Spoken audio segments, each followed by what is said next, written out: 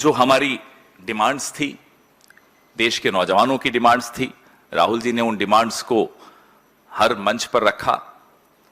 वो डिमांड्स में से एक आज पूरी हुई है कि वो सिंबल चला गया, वो प्रतीक चला गया। लेकिन जो 20 जुलाई को हिंसा हुई, उस हिंसा की जिम्मेदारी तय करना आवश्यक है।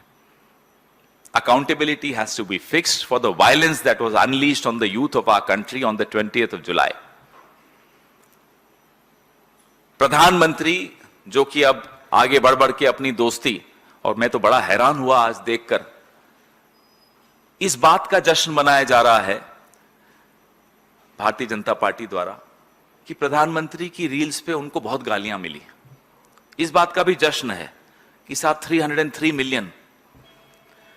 अब गालियों का जश्न अगर कोई पार्टी मनाने शुरू कर दे, कोई सरकार मनाना शुरू कर दे, तो आप समझ लीजिए कि उस सरकार कितने दिन बचे हैं उस सरकार के। इसी में खुश हैं कि साहब एंगेजमेंट हो गई। साहब वो टिप्पणियां तो पढ़ लेते नीचे, वो एंगेजमेंट्स क्या थी? ऐसी भद्दी गालियां थी जो हम यहां बोल नहीं पाते। हमें सुनकर देखकर बुरा भी लग रहा था कि ये देश के प्रधानमंत्री का इकबाल हो गया, ये उनकी हालत हो गई। तो ये प्रधानमंत्री को माफी भी मांगनी बहुत जरूरी है, ना केवल जो हिंसा हुई 20 जुलाई की उसके लिए, ना केवल उन 93 आत्महत्याओं के लिए जो पिछले 5 साल में हुई हैं, जो 21 आत्महत्याएं पिछले कुछ महीनों में हुई हैं, और जो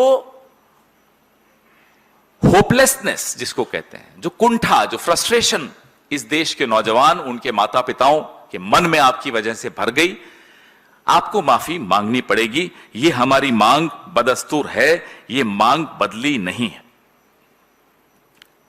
कोई इस गलतफहमी में न रहे। आज हो सकता है 11-12 बजे एक रील और निकल आए, लेकिन इस गलतफहमी में हम पहले ही बता दें, आप न रहिए कि ये संघर्ष का अंत है। ये संघर्ष का अंत नहीं है, ये संघर्ष की शुरुआत है।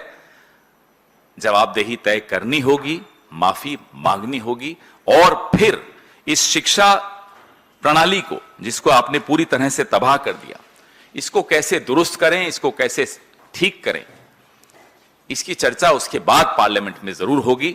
लेकिन ये मांगे इस देश के नौजवान की आपको माननी पड़ेंगी।